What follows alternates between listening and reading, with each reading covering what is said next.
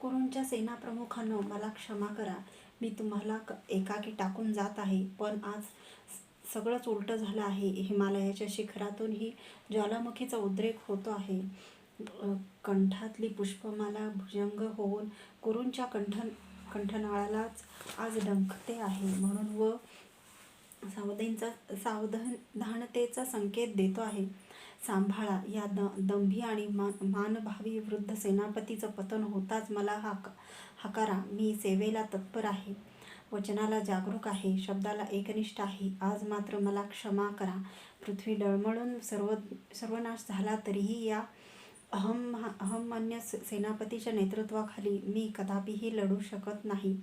मी रणांगणाच्या भयानं पाठ फिरवून पलायन करतो आहे असा अध्यारोप करण्याचं धैर्य कोणीही करू नये, कारण मी रणांगण सोडणार नाही.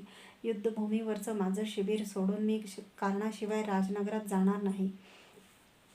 कुणाचीही प्रतिक्रिया काय होते हे न पाहता मी तडक तिथून बाहेरच पडलो. खवळलेल्या महासागरात लाटांबरोबर झुंजता असंख्य थपडा खाल्लेला शुष्क लाकडी ओंडका शेवटी सागर किनाऱ्यावर येऊन निश्चेष्ट पडतो, तसं माझं मन भावशून्य आणि संज्ञाहीन होऊन शरीरात कुठंतरी निश्चेष्ट झालं होतं. युद्धभूमीच्या किनाऱ्यावर राहून इतरांच्या पराक्रमाचं वर्णन ऐकण्यापेक्षा आता मला काहीच करता येणार नव्हतं. आता पितामह भीष्म घायाळ होऊन पडले नाहीत तर केवळ त्या विचारानंच मन अधिकच सुन्न उद्विग्न झालं. माझ्या शिबिरातून युद्धभूमीचं विशाल पटांगण समोर स्पष्ट दिसत होतं. सत्यसेनाशिवाय शिबिरात कोणीही नव्हतं. दुर्योधन आणि अश्वत्थामा यांशिवाय कोणालाही आत प्रवेश देऊ नकोस, अशी कडक आज्ञा मीच त्याला दिली होती. तो सैन्यातील महत्त्वाच्या वार्ता रोज मला ऐकवीत होता. विदर्भाहून आलेल्या धैर्यशाली रुक्मिराजाला दुर्योधनाने आपल्या सैन्यात सामावून घेतलं नाही. तो पांडवांना ऐनवेळी सहाय्य करेल याचं त्याला भय वाटत होतं. मात्र नकुल, सहदेवांचा सख्खा मामा असलेला मद्रराज शल्य त्याने स्वीकारला होता. इतकंच काय, पण सारथ्यांचं दल त्याच्या स्वाधीन करून आपल्या सेनेचं सुकाणू पितामहांनी पांडवांच्या आप्तेष्टांच्या हातीच दिलं होतं. रुक्मी, भूरितेजस आणि भूमिपाल हे राजे दोहोकडून तटस्थ समजले गेले. दोन्ही सैन्यात त्यांचे ध्वज कुठंच दिसत नव्हते. पांडवांची शिबिरं पूर्वेला धरून कुरुक्षेत्राभोवती तळ टाकू लागली. मत्स्य, पांचाल, राक्षस यांचे ध्वज समोर फरफरताना दिसू लागले. त्यांची सैन्यसंख्या फारच कमी दिसत होती. 15 लाखांच्या आसपास असलेलं त्यांचं सैन्य कुरूंच्या धडकेसमोर टिकाव धरू शकणार नाही असा सत्यसेनाचा कयास होता. पांडवांकडून धृष्टद्युम्नाला सेनापती म्हणून नियुक्त केल्याची वार्ता कुरुसेनेत पसरली. माझ्यासमोर अर्जुनाचा नंदी घोष रथ माथ्यावर कपिध्वज घेऊन डौलत उभा होता. मात्र माझा जैत्ररथ माथ्यावर हत्तीच्या साखळदंडाचं चिन्ह असलेला ध्वज घेऊन रथदलात तसाच पडून होता. पितामहांनी त्याचं चक्र उखडून टाकली होती का? आयुष्याच्या शेवटी एवढं महान पातक त्या वृद्धानं कशासाठी केलं होतं? अर्जुनावरच्या प्रेमासाठीच काय? आसनावर बसून शिबिराच्या भुरक्या छताला मी असंख्य प्रश्न विचारित होतो. एकाचंही उत्तर मिळत नव्हतं. रात्री जळणाऱ्या पलितासारखं मन जळून रात्रीना जागावत होतं. राधामाता, अधिरथ बाबा, वृषाली, सुप्रिया, सत्यसेन, मेघमाला, माझे 7 पुत्र, मीनाक्षी हेच तेवढी माझी खरी माणसं नव्हती काय? पण प्रतिज्ञेमुळं त्यांना राजनगरात जाऊन भेटता येणं शक्य नव्हतं.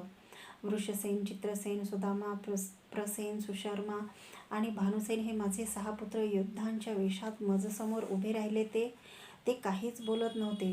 मी प्रश्न विचारताच सर्वात ज्येष्ठ वृषसेन धैर्यानं म्हणाला, महाराज, आपण रणांगणात उतरणार नाही तर आम्हीही हे वेश उतरून स्वस्थ बसणार. त्यांच्या विचाराने मला धक्काच बसला. पित्यांशी एकनिष्ठ राहताना ते राजनिष्ठ पायदळी तुडवीत होते. माझ्या पुत्रांनो, लक्षात असू द्या, तुम्ही माझे पुत्र असलात तरी कुरूंचे योद्धे आहात. तुमचा सेनापती देईल तीच आज्ञा तुम्ही सदैव शिरसावंद्य मानली पाहिजे. आपल्या मातेचे, महामातेचे आणि बाबांचे आशीर्वाद घेऊन सेनापती मागून समरांगणात उतरा. जा, ही तुमच्या पित्याची तुम्हाला आज्ञा आहे. मी शिबिराच्या जाळीदार गवाक्षातून बाहेरच्या ध्वजद्वीतीच्या पात्राकडे पाहत त्यांना आज्ञा दिली. आज्ञा टाळत ते मला वंदन करून निघून गेले. त्यांच्यात वृषकेतू कुठंच दिसत नव्हता. वृषू कसा नाही आला मला भेटायला? मी काहीसा स्वतःलाच प्रश्न विचारला. तो तुमच्यावर रुष्ट आहे. आपण राजनगरात यायला तयार नाही म्हणून सत्यसेनाला वाटलं मी त्यालाच काहीतरी विचारलं असावं, म्हणून त्यानं तत्परतेने पुढं होत उत्तर दिलं. सत्यसेन, जा त्या अल्लडाला काहीही सांगून शिबिरापर्यंत आण. त्याची समजूत मला घातलीच पाहिजे. कुरुक्षेत्राभोवतीच्या तळातील शिबिरं चांदण्यात निथळत शांत उभी होती. माझ्या जीवनाच्या शिबिरावर प्रेमाचं चांदणं वर्षवणारी माझी माणसं राजनगरीतील कक्षात होती. मी कुरुक्षेत्राच्या किनाऱ्यावर शिबिरात शय्येवर पडून न येणाऱ्या निद्रेची उगाच मनधरणी करीत होतो. फार वर्षापूर्वी हस्तिनापुरात शोणासह येताना कुणीही मला सांगितलं असतं की तुझ्या भावी जीवनात अशा अशा घटना घडणार आहेत, तर माझा त्यावर त्या वेळी कधीच विश्वास बसला नसता. आज ते घडलं होतं. अनपेक्षित, विस्मयजन्य, जिद्दंबानासारखं नागमोडी. आता त्यातील अनेक वळणं नीट आठवतसुद्धा नव्हती. जी काही विसरावीशी वाटत होती ती काही केल्या विसरली जात नव्हती. माझ्या शिबिराभोवती तळ टाकून पहुडलेल्या असंख्य शिबिरासारख्या माझ्या आठवणीही असंख्य होत्या. आकाशात चंद्राबरोबर चमचमणाऱ्या तारकांसारख्या त्या अगणित होत्या. धूसद्युतीच्या लाटांसारख्या त्या मोजता येत नव्हत्या. त्यांच्या जाणीवेनं निद्रा माझ्यावर संतुष्ट होत नव्हती. म्हणून शय्येवरून उठून चांदण्या माथ्यावर घेत युद्धभूमीवर आलो. पांढऱ्या शुभ्र रथेचे पठ्ठे अंगावर घेतलेले ते समरांगण पाहून एकदम मामांचा द्यूताचा पटच आठवला. या धरतीच्या पटावर उद्यापासून असंख्य जीवांच्या जीवनाचं द्यूत खेळलं जाणार. मृत्यू टाकेल तो फासा प्रत्येकाला स्वीकारावा लागणार. मूकपण एका एका स्थानाला नियतीनं किती पुण्य पावन केलेलं असतं. या भूमीवरच महाराज कुरूंनी असंख्य महायज्ञ केले होते. उद्यापासून इथं जीवनयज्ञ सुरू होणार. अनवून एक मुठभर माती घेऊन मी ती मस्तकी लावली.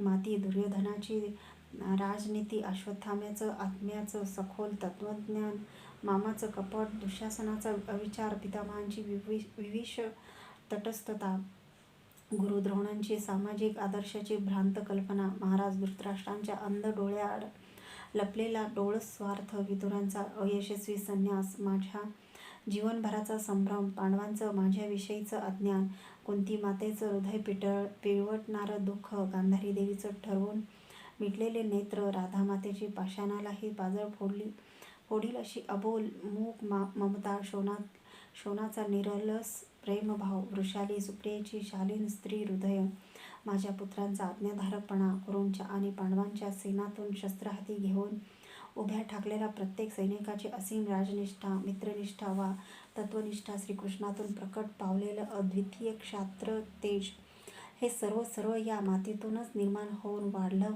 नव्हतं काय? मी ती मुठभर माती माझ्या उतरियाच्या शेवात श्रद्धेनं बांधून घेतली. चांदण्यात उठून दिसणारे रक्षेचे पट्टे उद्या अस्तित्वात राहणार नव्हते. नेहमी पावसाच्या पाण्याच्या वर्षावाशिवाय कशानंही न भिजणारं हे कुरुक्षेत्र उद्या रक्त, घाम आणि अश्रू यांनी भिजणार. द्रवाला द्रव मिळणार, पंचमहाभूतांना मूलतत्व मिळणार, आत्म्यांच्या अमर ज्योती परमात्म्याच्या तेजोनिधीला मिळणार. या युद्धभूमीचे निनाद पुढं युगानुयुग आर्यभूमीत उमटत राहणार. 40 लक्ष योद्ध्यांच्या 80 लक्ष बाहूंचे पराक्रम वर्णन करताना भावी पिढ्यांचे कोट्यावधी हात थकणार. त्यांचं गुणगान करताना कोटी मुख श्रांत होणार. सरस्वतीचं धवल पात्र असंच वाहत राहणार. या युद्धभूमीवरचे अबोल, नीरव, निशब्द धूलिकण सूर्यप्रकाशात आनंदकाळ असेच तळपत राहणार. हे पुण्यपावन आर्यभूमी, प्रणाम. दोन्ही हात जोडून मी त्या संग्रामभूमीला मस्तक नमवून प्रणाम केला. शिबिरात येऊन शय्येवर पडताच मला गाढ निद्रा लागली. श्रीकृष्णानं नियुक्त केलेला वद्य द्वितीयेचा दिवस सुवर्णकिरणांचा लेणं घेऊन उजाडला.